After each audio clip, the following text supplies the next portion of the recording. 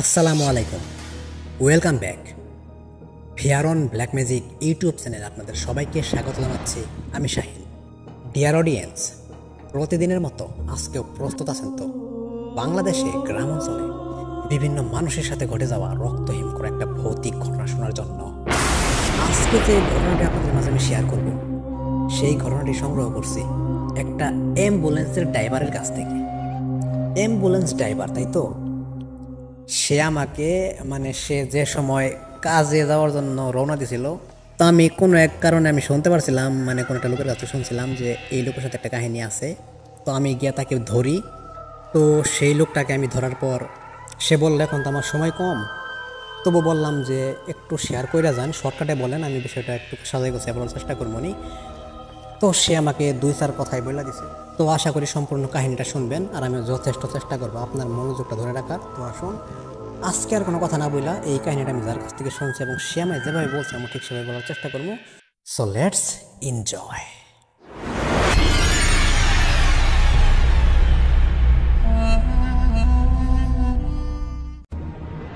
সে আমাকে যেভাবে কাহিনীটা বলছে, তো তার অনুযায়ী আমি খুব একটা বড় বানাইতে পারবো না, কারণ সে কিছু কিছু কথা বললে এই কাহিনী শেষ দিছে, কিন্তু কাহিনীটা নাকি একদম সত্য। তো কাহিনীটা আমি বলতাছি।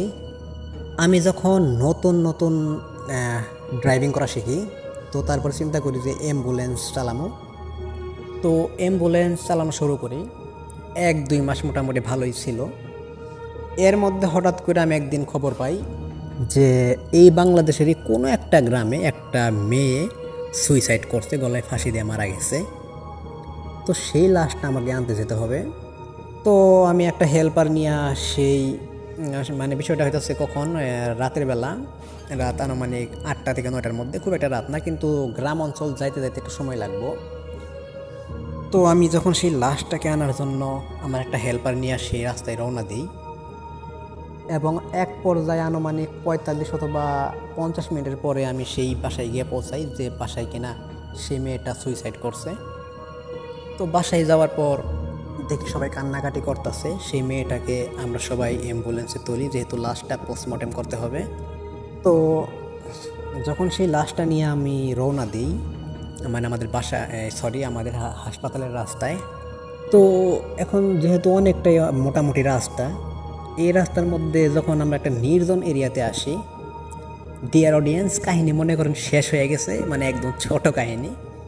তো যখন আমরা গ্রামের, উল্টাপাল্টা বলতেছি, যখন আমরা সেই নির্জন রাস্তায় আসি, তখন আমি দেখতে পারি বলতে শুনতে পারি, আমি এবং আমার হেল্পার, যে আমাদের অ্যাম্বুলেন্সের যে গাড়ির পিছনের সাইড, যে স্থানে কিনা লাশটা রাখা হয়েছে, সেই স্থানে যদি 2টা মানুষ প্রচুর দামে মারামারি, গড়াগড়ি, পাঁচড়াপাঁচড়ি, ঘষাঘষি, লাফালাফি করে যেরকম আওয়াজ হওয়ার কথা, আমাদের গাড়ির অ্যাম্বুলেন্সের পেছন থেকে এইরকম ধূপ ধাপ আওয়াজ হইতেছে। আওয়াজের যন্ত্রণায় বুঝতে পারতেছি যে গাড়ির পিছনে হয়তো কেউ লাফ আইতেছে, এরকম একটা অবস্থা। তো গাড়িটা থামাই, নির্জন একটা রাস্তা। তো গাড়ি থামানোর পর আমরা পিছনে গিয়া দেখি যে না, সব ঠিকঠাক আছে, লাশটাও যেমন রাখছিলাম তেমনই আছে, কোনোরকম কোনো লাফালাফি, জম্প কিছু হয়েছে যে তার কোনো চিহ্ন হয় নাই।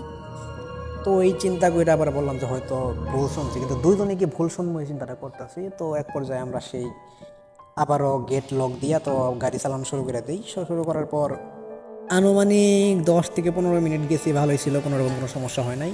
তো এরপরে শুরু হয়েছে আবারও সেই একই অবস্থা, মনে হইতেছে কেউ কাউরে এত জোরে জোরে মারতাছে, ধরতাছে, কি একটা অবস্থা। কিন্তু এবার চিন্তা করলাম যে না, এবার আর গাড়ি খুলবো না, থামাবো না, যেহেতু পিছনে যা হয় হোক, এটা ভাইবা আমি আমার হেল্পারকে নিয়ে একদম হাসপাতালের দিকে রওনা। এবার হাসপাতালে যখন গেলাম, তখন শুধু একটা জিনিস দেখতে পারছি, যখন সেই গাড়ির পিছনের সাইডটা খুলি, তখন থেকে সেই মেয়ের লাশটা আমরা যেভাবে রাখছিলাম সেভাবে নাই। মেয়ের লাশটা গাড়ির নিচে ফেলানো আছে, উপর হয়ে পড়ে রয়েছে, মনে হইতেছে কেউ তার হাত একটু অন্যরকমভাবে আছে। শোয়ানো থাকলে একটা মানুষ যদি, যেমন ধরেন একটা বিল্ডিংয়ের ছাদে থেকে পড়ে গেছে, পড়ে যাওয়ার পর সে যেভাবে তার অঙ্গভঙ্গি থাকে মারা যায়, তো সেরকমভাবে পড়ে রয়েছে, মনে হইতেছে এখানে কেউ একজন আসছিল, আসার পর তার সাথে হয়তো এরকম কিছু করছে। তো কাহিনীটা সেদিন এই পর্যন্ত। তারপর তো আমি একটু ভয় পাইছিলাম, তারপর থেকে অ্যাম্বুলেন্সের কাজ সে লোকটা এখনও করে। তো এই ছিল তার সাথে ছোট একটা কাহিনী, কিন্তু সেই কাহিনীটা পরবর্তীতে যতটুকু বুঝতে পারছে, তো যতটুকু শুনতে পারছে, কাহিনীটা হইতেছে এরকম, যে মেয়েটা মারা গেছে সেই মেয়েটার স্বামী নাকি ছিল খুবই খারাপ, নেশা করতো, অন্যান্য মেয়েদের সাথে তার সম্পর্ক ছিল, তো তার জন্য প্রতিনিয়ত তার বউকে মানে এই মেয়েটাকে মারধর করতো, তো সে এগুলো নাকি সহ্য করতে না পেরে সে সুইসাইড করছে। তো এটাই ছিল তার কাহিনী।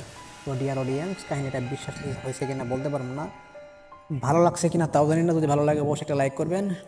আর আজকের মতো চলে যাই, কাহিনীর ছোট একটা ঘটনা শেয়ার করলাম, যতটুকু শুনছিলাম। এর থেকে বাড়াই বড়াই বলার কোনো মানে হয় না, বললে বলা যায়, ঘটনা লং করলে তাও করতে পারি, কিন্তু এসব করে কোনো মানে হয় না, যা শুনি তাই বলতে পারি। তো ডিয়ার অডিয়েন্স, আজকের মতো বিদায় নিচ্ছি, আস্তে আস্তে আগামীকাল একই সময় আবার রক্তহীনকার একটা ভৌতিক ঘটনা নিয়ে যদি সংগ্রহ করতে পারি তাহলেই। তো সেই পর্যন্ত সবাই ভালো থাকবেন, সুস্থ থাকবেন এবং ফেয়ার অন ব্ল্যাক ম্যাজিক এই ছোট ইউটিউব চ্যানেলের সাথে থাকবেন। ধন্যবাদ।